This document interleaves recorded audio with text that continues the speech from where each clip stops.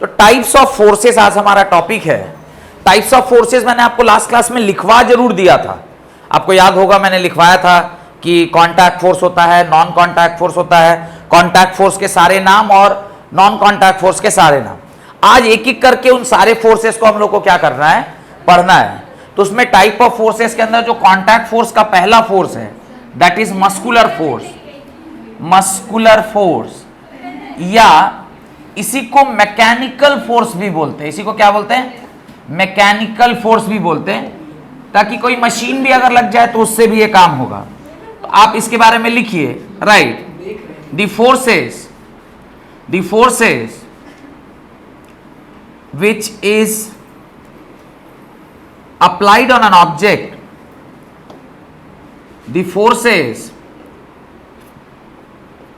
which is applied on an object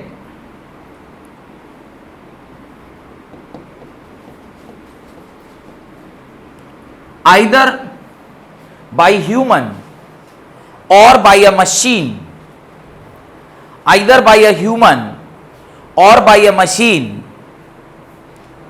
is called muscular force, is called muscular force or mechanical force, muscular force or mechanical force, muscular force or mechanical force. This force can be pushing as well as pulling in nature.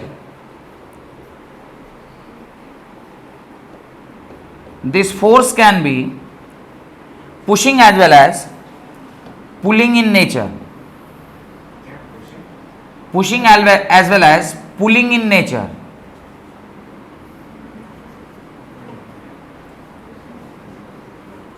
Pulling in nature.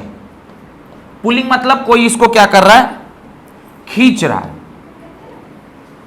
यहां पे भी acceleration क्या होगा, F/m, but this time it is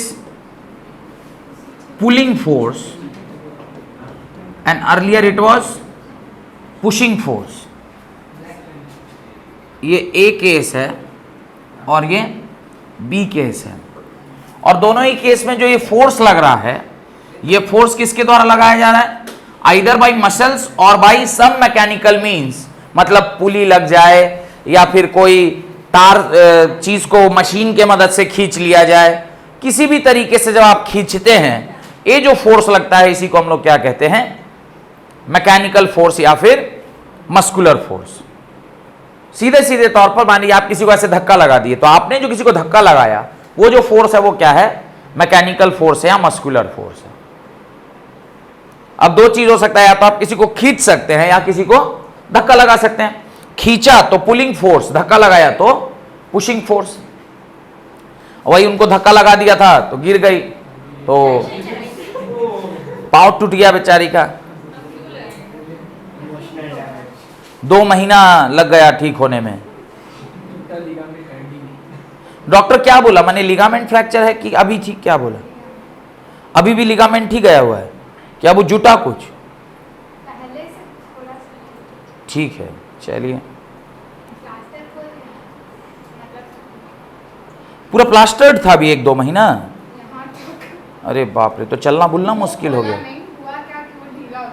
तो आप, हे भगवान, लिख लिए। नेक्स्ट लिखिए टेंशन फोर्स, बड़े आगे। अगला फोर्स का नाम क्या है, टेंशन फोर्स। तो दूसरा फोर्स जो था उसका नाम था tension force, right. Tension force is a type of force. Tension force is a type of force which is applicable to a body, which is applicable to a body, applicable to a body when it is connected to a string, when it is connected to a string. Tension force is a type of force which is applicable to a body which is connected with the help of string माने रस्सी, रोप, रस्सी, इसको सब string या ये बोलते हैं। अब जैसे मान लीजिए कहीं एक ऐसा भी बना हुआ है और इस पर भी आपका ऐसे कोई ऑब्जेक्ट रखा हुआ है और यहाँ एक पुली है, इस पुली के सहारे कोई एक ऑब्जेक्ट इस प्रकार से लटका हुआ है, तो यहाँ पर जो फोर्स काम कर रहा है, this force is also called as tension, जो किसके बराबर है, इस ऑब्जेक्ट के वेट के बराबर है। यहाँ पर भी क्या एक्ट कर रहा है, टेंशन एक्ट कर रहा है। यहाँ क्या एक्ट करेगा, नॉर्मल एक्ट करेगा। यहाँ क्या एक्ट करेगा, वेट एक्ट करेगा। तो इस तरह से आप देख पा रहे होंगे कि ये क्या, अरे कोई चीज पे तो रखा होगा ऑब्जेक्ट, हवा में लटका हुआ है, ये पुली है, पुली में लटका हुआ है। अरे ठीक,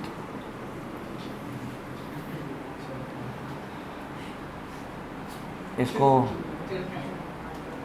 जमीन, ये तो अलग अलग एग्जाम्पल है। This is example number 2, this is example number 1, जहां पर आप टेंशन देख पाएंगे with the help of a rope और string.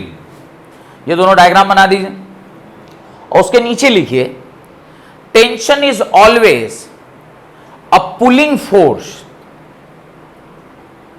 Tension is always a pulling force, it can never act as a pushing force. क्या इसका मतलब है, समझे? आप रस्सी से सिर्फ खींच सकते हैं किसी को, आप रस्सी से किसी को धक्का नहीं लगा सकते। मान लीजिए मैं और आप ये रस्सी ऐसे पकड़े हुए हैं और मैं इधर से धक्का करूं, आप उधर गिर गए, रस्सी से धक्का लग सकता है। अगर मैं और आप एक लकड़ी पकड़े होंगे तो लकड़ी से मैं धक्का करूंगा, आप गिर जाएंगे, पर रस्सी से हम लोग धक्का नहीं लगा सकते। रस्सी से ऑलवेज खींचा जा सकता है। तो इसलिए कह रहा, tension is always a pulling force, it can never act as a pushing force. दो लोग रस्सी पकड़े हैं, आपने इधर से रस्सी को धक्का लगाया, वो आदमी गिर गया, ऐसा संभव नहीं है।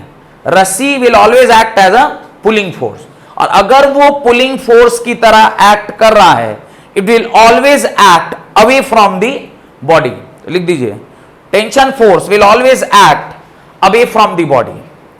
Tension force will always act away from the body. ये सदैव कहां एक्ट करेगा, अवे फ्रॉम द बॉडी। देखिए यहां पर ये आपका बॉडी था, इस पर टेंशन कहां लगा, ऊपर की ओर। क्यों, it is acting away from the body. ये आपका बॉडी है, इस पर टेंशन कहां लगा, again away from the body. तो tension always acts away from the body. ये सदैव बॉडी से दूर लगता है, ये बॉडी के तरफ कभी भी नहीं लगेगा, हमेशा बॉडी से क्या लगेगा, दूर ही लगेगा। बात समझ में आ रही है? Tension force. तो इसमें दो ही बातें बहुत इंपॉर्टेंट है, एक टेंशन जो है वो कभी भी पुशिंग फोर्स नहीं होता है, ये ऑलवेज क्या है, एक पुलिंग फोर्स है, और दूसरा ये always away from the body लगता है, it can never act as toward the body. और तीसरी बात, ये जब भी लगता है किस में लगता है, रोप या फिर स्ट्रिंग में लगेगा, कहीं भी टेंशन आप नहीं लगा सकते। तो अगर सवाल में रस्सी दिख रहा है, मतलब वहां पे कौन सा फोर्स है, टेंशन फोर्स है। रस्सी किसी भी तरीके से हो सकता है, ऐसे किसी एक दीवार पर एक टेबल है जिस पर इस तरह का दो ऑब्जेक्ट सिस्टम लगा हुआ है पुली के मदद से, या सिंपली किसी दीवार से आप सामान ही लटका के रखे हुए हैं। पुराने जमाने में चाहे जब आप देखे होंगे कृष्ण भगवान को, तो उनके लिए माखन ऐसे ही ऊपर उनसे बचाकर ऊपर रखा जाता था, तो रस्सी के मदद से ऊपर सामान लटका देते थे। तो इस तरह से, और एक तो बेस्ट एग्जाम्पल आप लोग जानते ही हैं टेंशन फोर्स का, कोटा में जो हो रहा है, तो उस एग्जाम्पल के बारे में तो आप लोग सब अच्छे से अवगत है, इसलिए उसके बारे में ज़्यादा डिस्कशन करना नहीं चले। एक आध गो इधर हो गया तो बोलेगा कि मास्टर ही बता रहा था कि कैसे करना है। पॉइंट नंबर 3, थर्ड क्या बताए हैं, देखिए तो कौन सा फोर्स है, नॉर्मल रिएक्शन। ये क्या है, नॉर्मल रिएक्शन, नॉर्मल फोर्स या रिएक्शन फोर्स। अब ये क्या है, right, the normal force is a reaction, normal force is a reaction acting on a body normal force is a reaction which is acting on a body when a body comes in contact with a surface. A body comes in contact with a surface. Body comes in contact with a surface.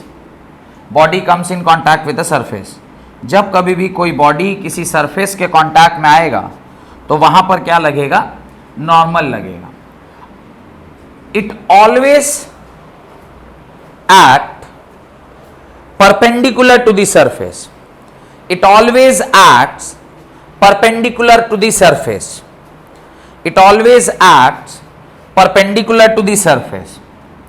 Point number 2 देखिए, it always acts perpendicular to the surface.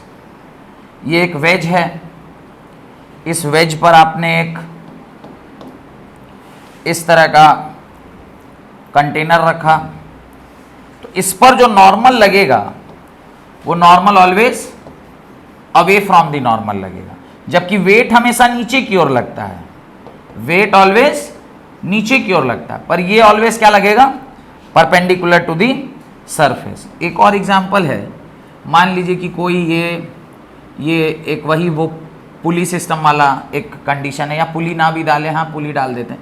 यहाँ पे एक पुली है, यहाँ पर एक मास रखा हुआ है, ये मास से ऐसे आपने एक यहाँ से रस्सी दौड़ाया और यहाँ पर भी एक इस तरह से एक मास यहाँ पे ऐसे लटका हुआ है, पर ये मास इस दीवार से सटा हुआ है. यहाँ पे इस केस में क्या है, हमने इस दीवार में इसको क्या कर दिया है? सटा दिया है. 2 मासेज ऐसे रखे हुए हैं, एक ये वाला है, एक ये वाला है. तो इसके ऊपर 2 रिएक्शन लग रहे होंगे. एक रिएक्शन कहाँ लग रहा होगा? यहाँ ऊपर लग रहा होगा, और एक रिएक्शन कहाँ लग रहा होगा? यहाँ लग रहा होगा. ये reaction because of this surface in contact, ये reaction because of this surface in contact. तो normal always acts perpendicular to the surface in contact. और नॉर्मल जब भी कोई भी, मैं अगर इस दीवार को ऐसे छू लिया तो यहां पर भी मेरे हाथ पर क्या लग गया? नॉर्मल लग गया. कोई भी बॉडी इन कॉन्टैक्ट आएगा तो there has to be normal acting there. इस तरह से आप ये 3 एग्जाम्पल उसका लिख लीजिए. एग्जाम्पल नंबर 1, एग्जाम्पल नंबर 2 और एग्जाम्पल नंबर 3. ये तीनों एग्जाम्पल से आपको क्लियर हो जाएगा कि ये जब जब सरफेस कांटेक्ट में आता है तब तब नॉर्मल रिएक्शन वहां लगता है. और ये रिएक्शन है, एक्शन कौन था? एक्शन तो रहा होगा ग्रेविटी. रिएक्शन लगा है इसके ऊपर फ्रॉम दी सरफेस, जो कि जिसके कांटेक्ट में आप गए हैं, इसीलिए इसको रिएक्शन बोलते हैं. न्यूटन का 3rd लॉ क्या है? एक्शन रिएक्शन है ना. तो एक्शन इसका वेट था, उस वेट को काउंटर बैलेंस करने के लिए क्या लगा? वापस से रिएक्शन लगा. तो वही रिएक्शन नॉर्मल के फॉर्म में है. इसीलिए कुछ लोग इसको एन से, तो कहीं कहीं किताब में आप देखिएगा इसको आर से भी डिनोट किया जाता है. एन से भी डिनोट करते हैं और आर से भी डिनोट करते हैं, और इसको नॉर्मल फोर्स या रिएक्शन फोर्स कहते हैं. नॉर्मल फोर्स या फिर रिएक्शन फोर्स के नाम से इसको जानते हैं. तो ये हो गया नॉर्मल रिएक्शन या नॉर्मल फोर्स. बढ़े आगे, अगला क्या बताए हैं बताइए. चौथा फ्रिक्शनल फोर्स, वेरी इंपॉर्टेंट. तो आप लोग में से कोई बता सकता है फ्रिक्शन किसे कहते हैं? फ्रिक्शन फोर्स, द फोर्स विच, कुछ याद है? क्लास 9th में पढ़ाया गया होगा आपको. The force which opposes the motion of a body is known as friction force. गलत. The force which opposes the motion of a body is known as friction. ये डेफिनेशन क्या है? गलत है. ये 9th क्लास तक ठीक था, पर अब आप रिलेटिव मोशन पढ़ लिए हैं. फ्रिक्शन वो बला है, वो चीज है जो चलने के लिए भी मदद करता है और रुकने में भी मदद करता है. अगर फ्रिक्शन ना हो तो आप रुक भी नहीं सकते हैं, और फ्रिक्शन ना हो तो आप चल भी नहीं पाएंगे. चलने के लिए भी फ्रिक्शन चाहिए और रुकने के लिए भी फ्रिक्शन चाहिए. यानी ये एक ऐसा फोर्स है जो आपको दोनों ही फेनोमेना में मदद कर रहा है. आप रेस्ट पर हैं तो आप मोशन में जाना चाहते हैं तो भी फ्रिक्शन का मदद लेना है. आप चल रहे हैं, आप रेस्ट में आना चाहते हैं तो भी फ्रिक्शन का मदद लेना है. दोनों ही केस में फ्रिक्शन चाहिए. यानी friction opposes the motion of a body, ऐसा अगर आप लिखेंगे तो जब कोई बॉडी मोशन में होगा तभी फ्रिक्शन लगेगा, क्योंकि वो जब बॉडी मोशन में है तो उसको अपोज करेगा। पर अगर कोई मान लीजिए ये किताब है, ये टेबल पर रखा हुआ है, तो ये तो रुका हुआ है, ये इस पर रखा हुआ इसी वजह से क्योंकि इसको फ्रिक्शन लग रहा है। अगर फ्रिक्शन नहीं लग रहा होता तो स्लिप करके नीचे गिर जाता। तो कोई चीज अगर रुकी हुई है तो भी वो फ्रिक्शन है, कोई चीज अगर वो चल रही है तो भी फ्रिक्शन है।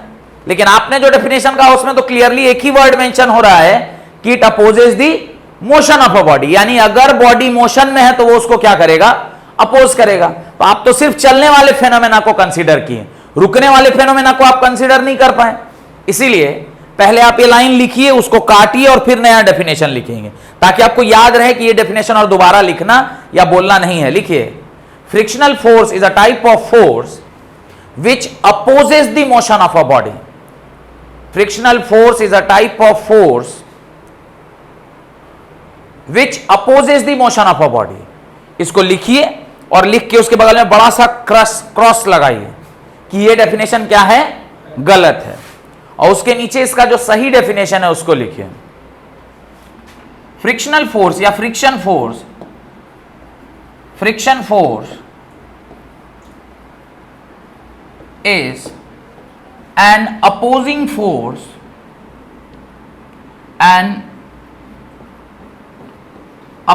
Force which opposes the relative motion of a body, which opposes the relative motion of a body। वो मोशन को अपोज नहीं करता, वो किसको अपोज करता है, रिलेटिव मोशन को। रिलेटिव मोशन मतलब दो सरफेस कांटेक्ट में है, एक सरफेस चलना चाहता है तो ये नीचे वाला उसको चलने नहीं देगा, वो भी अपोज है, और दूसरा चल रहा है तो नीचे वाला उसको क्या करेगा, रोकने की कोशिश करेगा, वो भी अपोज कर रहा है। तो कोई चलना चाहता है तो भी उसको अपोज करता है, कोई चल रहा है तो भी उसको अपोज करता है। ये हमेशा जो मोशन हो रहा है बिटवीन टू बॉडीज उसको अपोज करने की कोशिश करता है। अगर दोनों एक दफे से रुका हुआ है, ये चलने की कोशिश करेगा, इसको नहीं चलने देगा, रोक के रखेगा, तो भी फ्रिक्शन। कोई चीज चल रहा है, अब वो रुकना चाहता है तो इसको नहीं रोकने देगा, वो भी कौन है, friction. It always opposes the relative motion of a body. Then it always act, आगे लिखिए, it always act in the direction opposite to the direction of net applied force. It always act in a direction of, it always act in the direction opposite to the direction of, it always act in a direction opposite to the direction of net applied force. आप बोलिए ना, क्या बोले हैं, it always act in a direction opposite to the direction of net applied force। net applied force जिस direction में है इसके विपरीत डायरेक्शन में क्या लगेगा, फ्रिक्शनल फोर्स लगता है। देन नेट अप्लाइड फोर्स जिस भी डायरेक्शन में होगा इसके विपरीत डायरेक्शन, अगर फोर्स इधर लग रहा है तो ऑब्वियसली फ्रिक्शनल फोर्स कहां लगेगा, पीछे की ओर लगेगा। अच्छा, ये फोर्स अगर लग रहा है तो जरूरी है क्या ये चलवे करेगा। अगर आप मान लीजिए इस बॉडी को मूव करने के लिए 100 न्यूटन फोर्स चाहिए, कितना न्यूटन फोर्स चाहिए, 100 न्यूटन। मान लीजिए हम ही है, मेरा बेटा हमको धक्का लगाना चाह रहा है तो थोड़े हमको हिला देगा, खड़े रह जाएंगे। लेकिन ऐसा थोड़ी कि वो फोर्स नहीं लगा रहा है, वो तो धक्का दे रहा है पर हम उससे हिल नहीं पा रहे। हम अगर नहीं हिल पा रहे तो उसका कारण भी फ्रिक्शन ही है, पर ऐसा नहीं कि उसके धक्का लगाने से हम पर फ्रिक्शन नहीं लग रहा होगा, फ्रिक्शन लग रहा होगा। तो इसका मतलब फ्रिक्शन के दो प्रकार होते होंगे। तो पहले फ्रिक्शन का फॉर्मूला देख लीजिए, बाद में उसका टाइप देखेंगे। फ्रिक्शन का फॉर्मूला होता है F R, that is friction, is equal to mu into N. इसको आप डब्बे में बंद करिए। ये क्या होता है, फ्रिक्शनल फोर्स होता है। ये क्या होता है, फ्रिक्शनल फोर्स होता है। F R is equal to mu N, where mu is coefficient of friction, coefficient of friction। where mu is what? Coefficient of friction and n is normal reaction. n is normal reaction. अब अगर मैं इस body को ही ध्यान से देखूं, इसके ऊपर दो फोर्सेस काम कर रहे हैं. कौन कौन से? एक फोर्स ऐसे ऊपर नॉर्मल लग रहा है, एक फोर्स नीचे किसके बराबर है? W is equal to mg के बराबर. तो नॉर्मल यहां पर किसके बराबर हो गया? mg के बराबर हुआ. एंड कोई भी सरफेस होता है उसका अपना एक कोफिशिएंट ऑफ फ्रिक्शन होता है. कोफिशिएंट ऑफ फ्रिक्शन क्या होता है अभी मैं बताता हूं. ये म्यू है, तो आपका जो फ्रिक्शन फोर्स Fr होगा वो किसके बराबर होगा? म्यू इंटू एन के बराबर, that is equal to mu into mg के बराबर. तो ये फ्रिक्शनल फोर्स किसके बराबर हो गया? म्यू mg के बराबर. तो इसको आप अपनी कॉपी में लिखिए. फिर म्यू क्या होता है उसको मैं समझाता हूं. ये लिख लिए? जल्दी लिखिए. Fr is equal to mu N which is equal to mu mg. क्यों? क्योंकि n का वैल्यू किसके बराबर आया? इस केस में n is equal to mg आया है. हर केस में n is equal to mg आएगा ऐसा जरूरी नहीं है. इस केस में चूंकि वर्टिकल डायरेक्शन में और कोई फोर्स एक्ट नहीं कर रहा है, नॉर्मल किसके बराबर है? वेट के बराबर है. और वेट किसके बराबर होता है? मास इंटू ग्रेविटी के. तो नॉर्मल mg के बराबर हो गया और Fr जो है वो mu N that is mu mg के बराबर हो गया. डन. बढ़े आगे. कोई डाउट? चलिए अब देखिए कोफिशिएंट ऑफ फ्रिक्शन क्या है उसको पहले समझते हैं, फिर टाइप्स ऑफ फ्रिक्शन के बारे में जाएंगे. कोएफिशिएंट ऑफ फ्रिक्शन का मतलब होता है, लिखिए, coefficient of friction is the value of friction, is the value of, is the value of a constant depending upon the type of surface. PCC सड़क है, उसका जो म्यू होगा वो 0.95 के बराबर होगा. पीसीसी सड़क समझते हैं? Depending upon the type of surface. RCC सड़क होगा तो उसका जो फ्रिक्शन है वो कितना होता है? उसका म्यू का वैल्यू कितना होता है? 0.90 के बराबर. इसके थोड़ा नीचे आइए. पीसीसी समझते हैं ना? अरे जो पिच वाला रोड होता है, काला वाला. आरसीसी जो रेनफोर्स माने सीमेंट वाला जो रोड होता है. दो तरह का रोड देखे होंगे ना.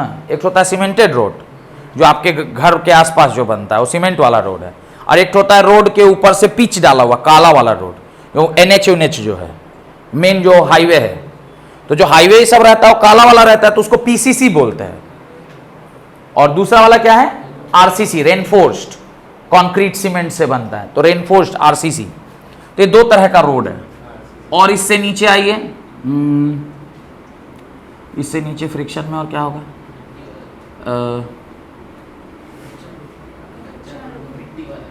मिट्टी वाला रोड में तो छोड़ दीजिए, मिट्टी वाला रोड के पास नहीं जाते.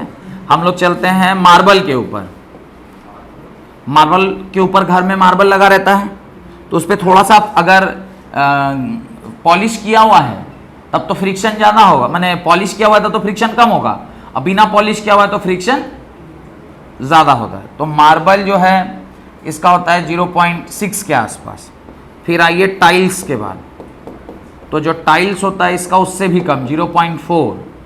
फिर आइए ग्रेनाइट का है, ग्लास पे आ जाइए. ग्लास होगा तो इसका फ्रिक्शन और कम हो जाएगा, तो 0.25 के आसपास. और इसे बनाना, बनाना पिल मतलब केला का छिलका, ये होगा 0.10 के आसपास. तो आप देख रहे हैं कि बनाना पिल जिसको हम कह रहे थे कि इसमें तो फ्रिक्शन होता ही नहीं है, जिसमें फ्रिक्शन का कोफिशिएंट कम है उसका फ्रिक्शन का वैल्यू भी क्या है? कम है. This is the property of the surface जिसके साथ ये वैल्यू क्या है? ऑटोमेटिकली एसोसिएटेड है. जहां पर म्यू की वैल्यू ज्यादा वहां पर फ्रिक्शन ज्यादा. इसीलिए Fr is directly proportional to mu है. जहां म्यू ज्यादा वहां फ्रिक्शन ज्यादा, जहां म्यू कम वहां फ्रिक्शन कम. इसीलिए आप देखिए पीसीसी सड़क, आरसीसी सड़क, ये सब सड़क का म्यू ज्यादा होता है तो वहां फ्रिक्शन ज्यादा है, तो वहां पे गिरने के चांसेस कम है. बनाना का म्यू देखिए कितना कम है, तो उस पर अगर पांव पड़ गया तो गिरने के चांसेस ज्यादा हैं. एक और एग्जांपल आप लिख सकते हैं, उसका इससे भी कम होता है. मॉसेस, मॉसेस, मॉसेस माने काई या एल्गी, एल्गी बोलते हैं, नहीं ALGE, एल्गी, ये सब होता है 0.5 के आसपास। माने ये मत सोचिएगा कि एग्जैक्ट सर यही लिख दिए हैं, तो पर नॉर्मल ज्यादातर आपको मतलब यही 3 वैल्यू ही काम में आएगा, इतना ही जो हम लोग डे टू डे लाइफ में यही सब यूज करते हैं। तो जिसका म्यू का वैल्यू ज्यादा उसका फ्रिक्शन का वैल्यू ज्यादा, ये coefficient of friction. It is associated with the nature of the surface. ये क्या है? It is associated, it is associated with the nature of surface, nature of the surface, nature of the surface के साथ जुड़ा हुआ है। Done. 0.5 लिख दिए क्या?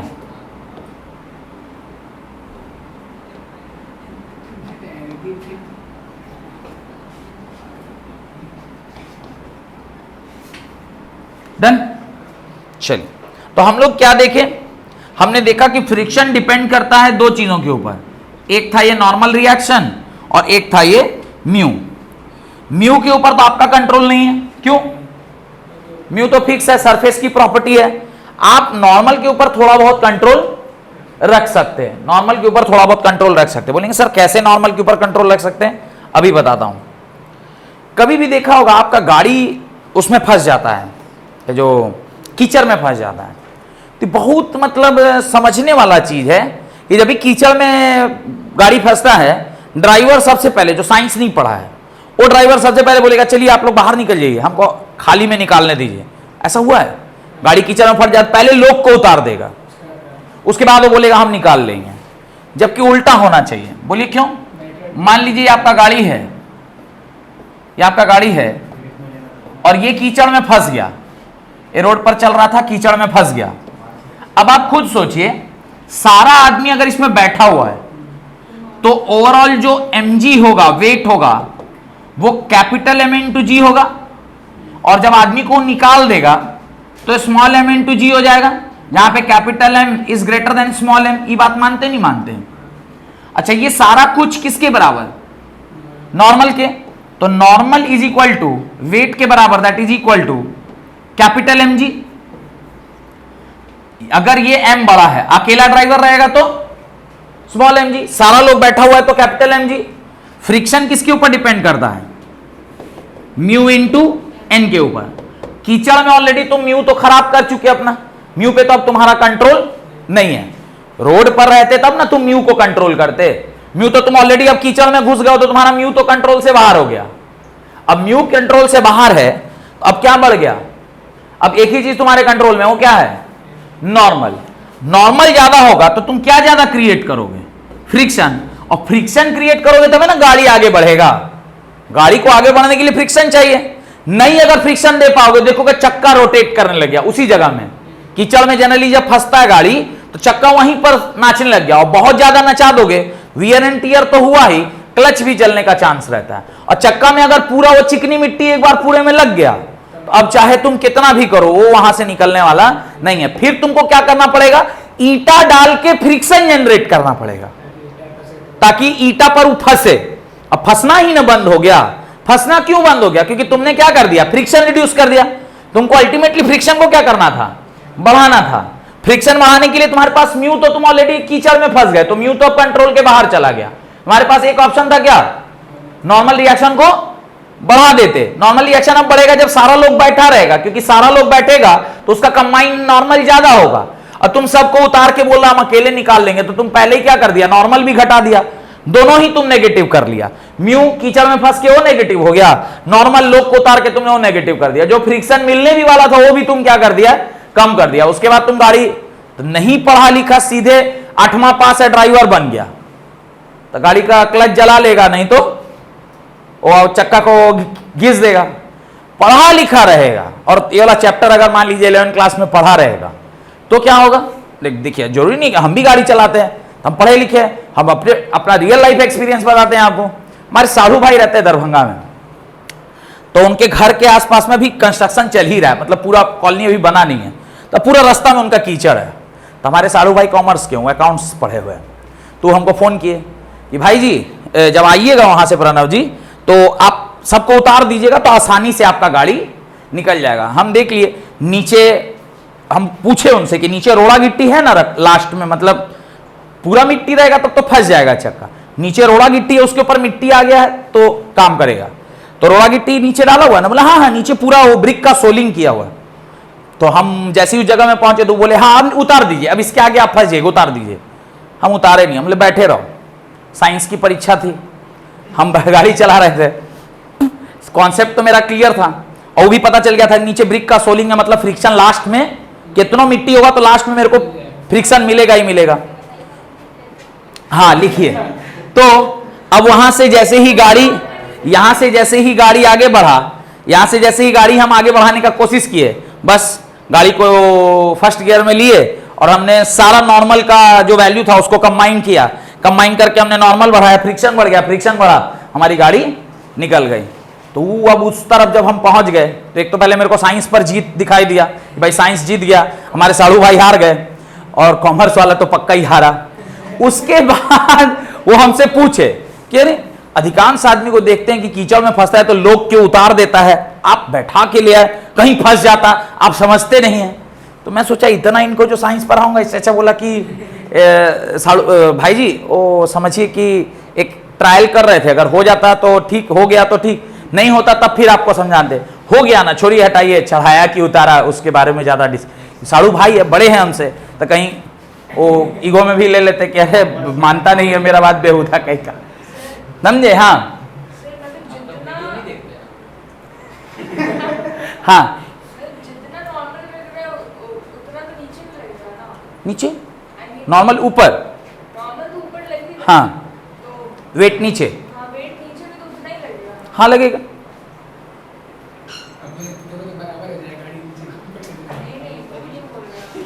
हाँ हाँ बोलिए ना।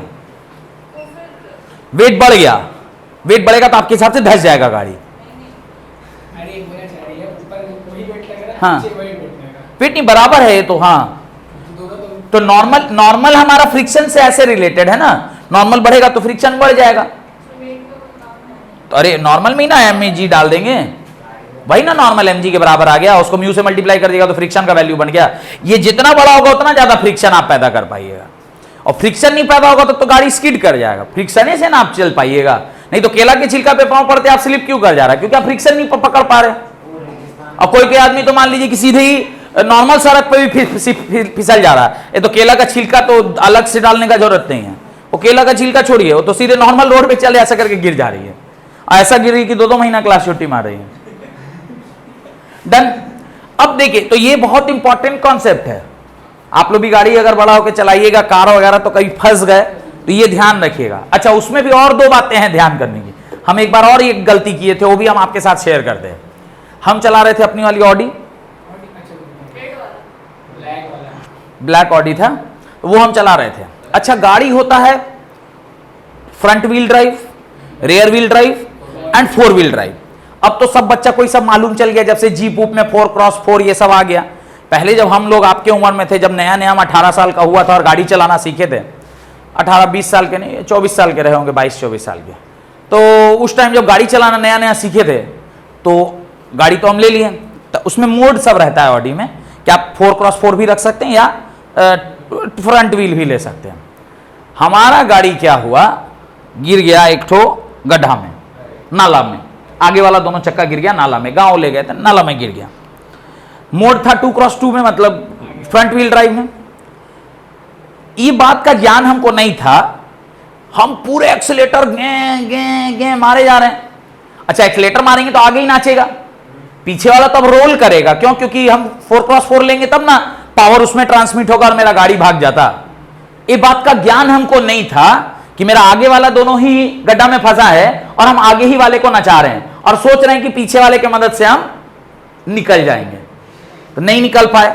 फिर जब आदमी फंसता है तो अपना बाप को याद करता है, हम तुरंत पापा को फोन लगाएं कि पापा ये तो, अच्छा फोन लगाने से पहले हम ऑलरेडी हम उसका क्लच गे गे करके जला चुके थे। एक तो पहले गांव, उसमें हम फंस गए। अच्छा, और उसमें भी दिखाने गए हुए थे गाड़ी, माने सो मारने, माने ऐसा रहता कि हाँ कोई काम से गए तब फंसते तो आदमी बुला लेता, थोड़ा फिर ही आदमी गेड़ी मारने जाता है, वो घुमाने के लिए गए हुए थे, साला फंस गए उसमें।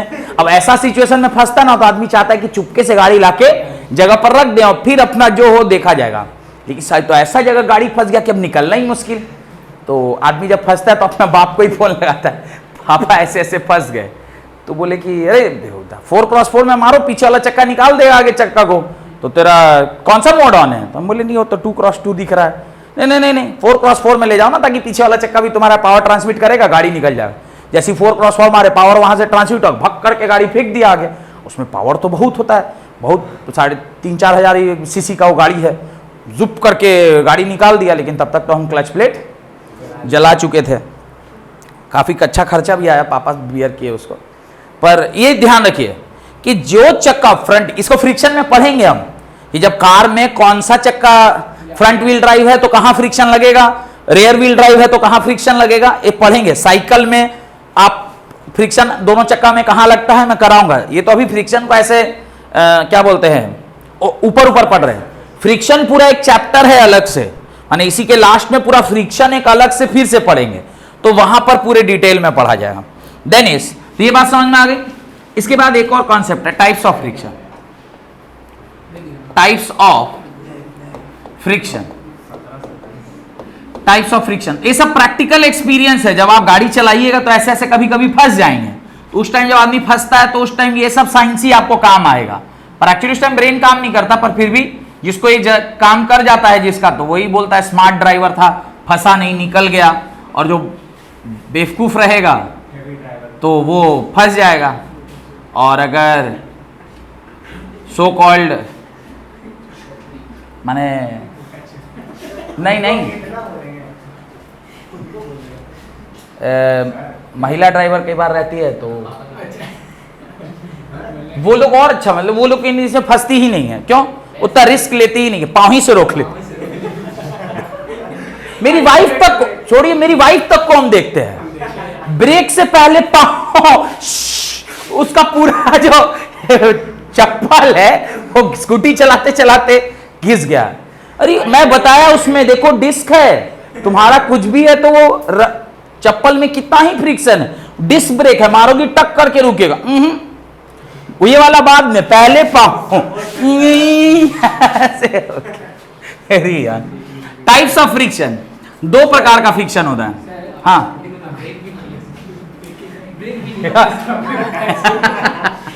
टाइप्स ऑफ फ्रिक्शन, पहला है स्टैटिक फ्रिक्शन।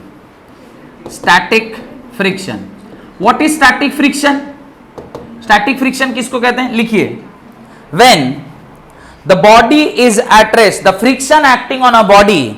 स्टैटिक फ्रिक्शन के बारे में लिखिए, the friction acting on a body. हाँ एक ही बात, the friction acting on a body when the body is at rest. when the body is at rest, the friction acting on a body is called as, जो जैसे लिख रहा है बस मतलब यही है कि बॉडी रुका हुआ है तब जो फ्रिक्शन लगता है उसको स्टैटिक फ्रिक्शन कहते हैं। अब लिखना है आप when the body से लिखिए कि the friction acting on a body से लिखिए, जो भी लिखिए। the friction acting on a body when the body is at rest, when the body is at rest, body rest पर है, किसी सरफेस के ऊपर बॉडी रखा हुआ है और वो रुका हुआ है। म्यू का वैल्यू मान लीजिए 0.6 है और वेट इसका 10 है, और आपने यहां पे 40 न्यूटन फोर्स लगाया है। मुझे बस ये कैलकुलेट करके बता दीजिए कि इस बॉडी पर स्टैटिक फ्रिक्शन एफएस कितना लगेगा। इस सवाल का आंसर जल्दी से दीजिए।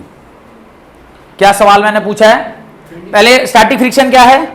When the body is at rest, when the body is at rest, the friction acting on a body is called as static friction। मैं कह रहा हूं कि ये बॉडी किस पर है? रेस्ट पर है। मैं कह रहा हूं ये बॉडी किस पर है? रेस्ट पर है। कैसे पता चला हमको, ये हम बाद में सिखाएंगे आपको। अभी आप समझिए बॉडी रेस्ट पर है। आपसे मैं कह रहा हूं कि फ्रिक्शन कितना लगेगा, एफआर कितना होगा, यानी एफएस, एफआर तो नहीं बोल रहे हैं, स्टैटिक फ्रिक्शन को एफएस से डिनोट कर रहे हैं, एफएस कितना होगा। तो फ्रिक्शन का फॉर्मूला क्या होता है? Formula of friction F S is equal to mu into N. इसका जब हम डायग्राम बनाएंगे, इसको बोलते हैं फ्री बॉडी डायग्राम। ऊपर नॉर्मल, नीचे व्हाट, mg। तो नॉर्मल किसके बराबर आ गया, mg के बराबर आया। n मास कितना दिया हुआ था सवाल में, 10 दिया है। ग्रेविटी भी आप आसान मानने के लिए क्या मान लीजिए, तो ये कितना न्यूटन हो गया, 100 न्यूटन। fs म्यू का वैल्यू दिए हैं क्या सवाल में, 0.6 इंटू कितना 100। इसको सॉल्व किया कितना न्यूटन आया, fs कितना आ गया 60 न्यूटन आया ना जी। तो फ्रिक्शन का वैल्यू कितना आया, कितना है सॉल्व करके, 60 न्यूटन। लिखिए और उसको काट दीजिए। फ्रिक्शन का वैल्यू 60 न्यूटन नहीं है, फ्रिक्शन का वैल्यू 60 न्यूटन नहीं है। क्यों नहीं है, अभी इसको सोचेंगे कि क्यों इसका वैल्यू 60 न्यूटन नहीं है। पहले इसको आप पूरा अच्छे से लिख लीजिए, फिर हम इसको काटेंगे, फिर अदर टाइप ऑफ फ्रिक्शन यहीं से पैदा हो जाएगा। अब ये क्यों नहीं है उसको थोड़ा सोचते हैं। आपने इसके ऊपर कितना फोर्स लगाया और इसको मूव करने के लिए कितना न्यूटन फोर्स चाहिए, 60 न्यूटन। तो जो ये फॉर्मूले से हम लोग निकालते हैं, ये फ्रिक्शन का वैल्यू नहीं है, ये क्या है, मैक्सिमम वैल्यू ऑफ फ्रिक्शन। इसका क्या मतलब है, इस बॉडी को मूव कराने के लिए कितना न्यूटन का फोर्स चाहिए, वो हम लोग इससे निकालते हैं।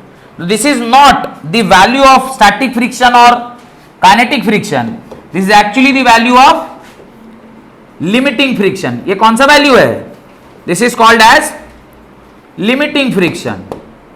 ये कौन सा फ्रिक्शन है, limiting friction. And what is limiting friction, the maximum value of friction, the maximum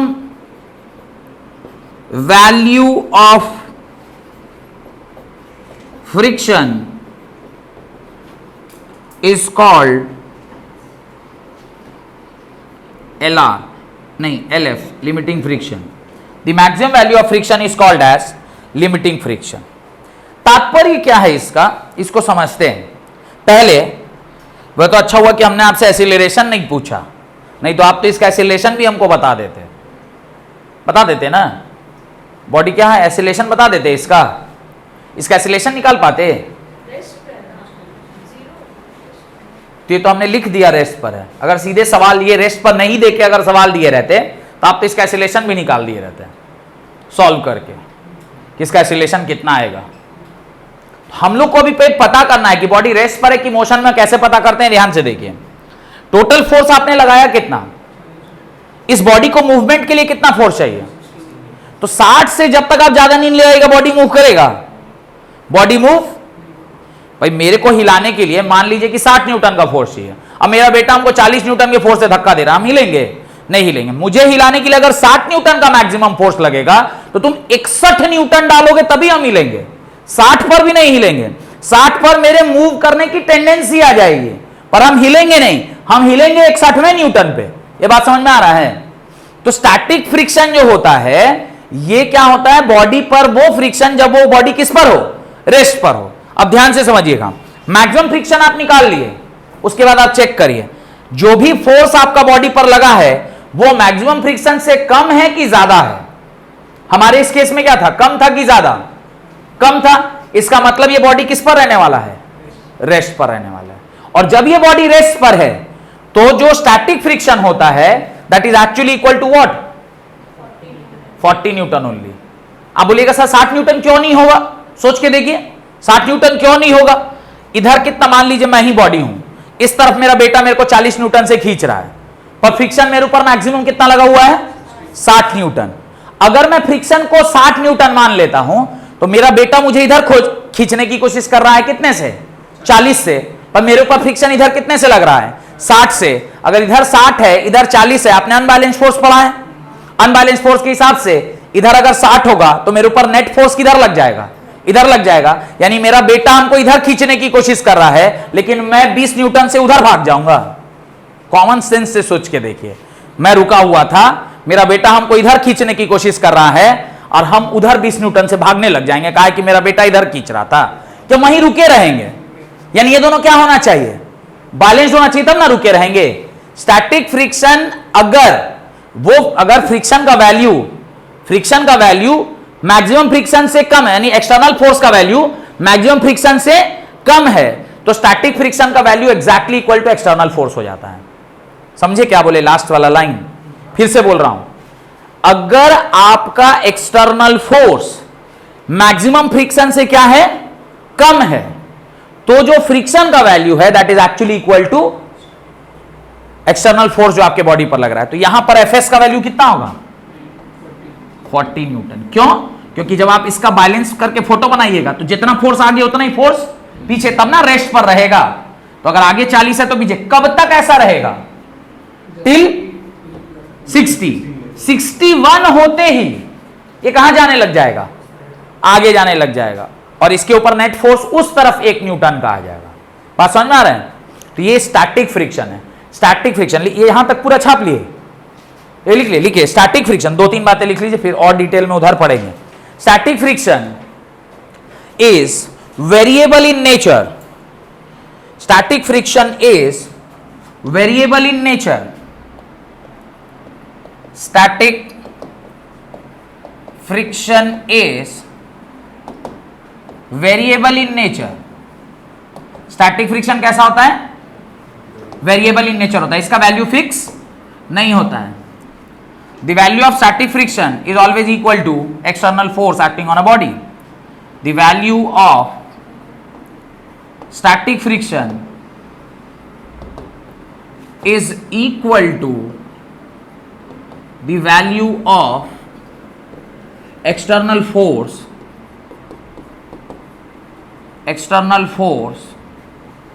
acting on a body. Acting on a body. Or point number 3, Fs is always less than equal to Fl, where Fs is what? Fs is what? Static friction. This is what? Static friction. And Fl is what? Fl is limiting friction. Limiting friction. और limiting friction की जो value होती है वो maximum value of the friction होती है, जो maximum. तो अगला टाइप क्या होगा, लिमिटिंग फ्रिक्शन। सेकंड टाइप लिखिए, ये समझ में आ गया? तो ये लिख लीजिएगा, एफएस जो है वो हमेशा लेस देन इक्वल टू क्या होगा, जो एफएस का मैक्सिमम वैल्यू है वो कितना हो सकता है, 60 हमारे एग्जांपल के हिसाब से। उससे बड़ा एफएस होगा ही नहीं, वो एफएस हमेशा उससे छोटा ही होगा, उससे बड़ा किसी भी कीमत पे नहीं हो सकता है। नेक्स्ट लिखिए, लिमिटिंग फ्रिक्शन टाइप नंबर 2। वैसे तो ऑलमोस्ट लिमिटिंग फ्रिक्शन हम बता ही दिए हैं। Limiting friction, the friction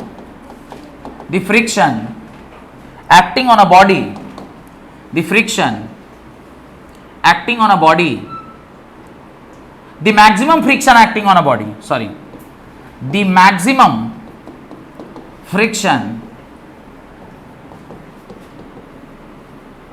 acting on a body, the maximum friction acting on a body is called limiting friction. Limiting friction. और इसी ये जो F आप कैलकुलेट करते थे जो कि म्यू इंटू एन के बराबर होता था, ये एक्चुअली क्या था, ये लिमिटिंग फ्रिक्शन होता था। ये मैक्सिमम वैल्यू है फ्रिक्शन का जो किसी भी बॉडी पर लग सकता है, इससे ज्यादा फ्रिक्शन किसी भी बॉडी पर नहीं है। इससे ज्यादा अगर आप एक्सटर्नल फोर्स दे दीजिएगा तो बॉडी क्या करने लग जाएगा, मूव करने लग जाएगा। देखिए ना, कभी कोई कार को धक्का लगाना है तो कार हिल नहीं रहा, और एक तो छोटा सा आदमी भी आया और उसमें धक्का लगा दिया तो कार मूव करने लग गया, 2 आदमी लग गया तो क्या हो रहा है, आप धक्का लगा रहे थे पर एग्जैक्टली उतना ही धक्का लगा रहे थे जितना पर वो स्टैटिक रहता, मैक्सिमम फ्रिक्शन के बराबर भी लगा दिए पर भी गाड़ी मूव नहीं किया। एक तो कोई छोटा सा आदमी बोले थोड़ा भैया मदद करिए ना, हल्का सा, कि आपको लग रहा है कि अब हिल जाएगा, लेकिन हिल नहीं रहा। जैसे ही वो आया हल्का हाथ लगा देके गाड़ी आप नहीं मूव करा दिए, तो वो क्या हुआ, जैसे ही आपने थोड़ा सा भी ज्यादा फ्रिक्शन दिया गाड़ी क्या मूव कर रहा है, फ्रिक्शन लिमिटिंग फ्रिक्शन से ज्यादा वैल्यू का एक्सटर्नल फोर्स लगाया, गाड़ी क्या करने लग गई, मूव करने लगी। और ये हमेशा किस डायरेक्शन में काम करता है, always in the opposite direction. और इसका तीसरा भाई है, यानी थर्ड जो पार्ट है, थर्ड टाइप है, दैट इज डायनामिक और काइनेटिक फ्रिक्शन। डायनामिक और काइनेटिक फ्रिक्शन, ये क्या होता है? नाम खुद ही बता रहा है। द बॉडी, वो फ्रिक्शन जब बॉडी किस पर हो? मोशन में हो। The friction which acts on a body, the friction which acts on the body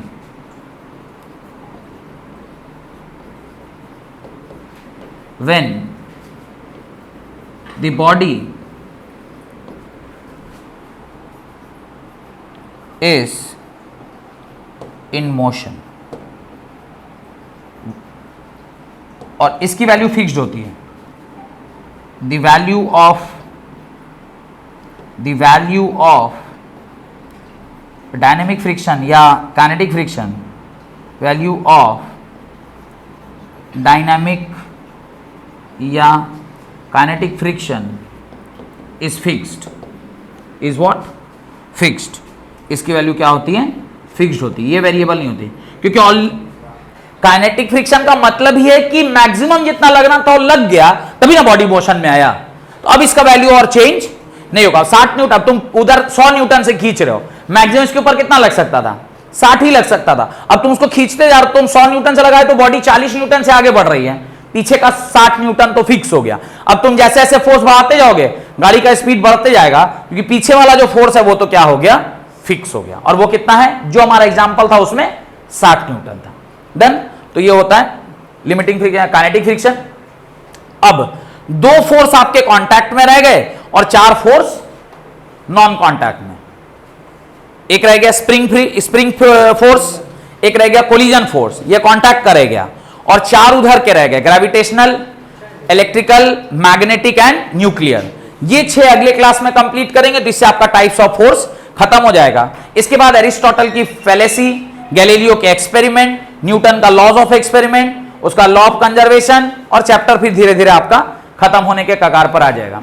तो अगर मेरे वीडियोस आपको अच्छे लग रहे हैं तो प्लीज मेरे चैनल को सब्सक्राइब कीजिए, वीडियोस को लाइक कीजिए और अपने दोस्तों के साथ शेयर करिए, ताकि ज्यादा से ज्यादा लोग इस वीडियो से लाभ पा सके। Thank you very much.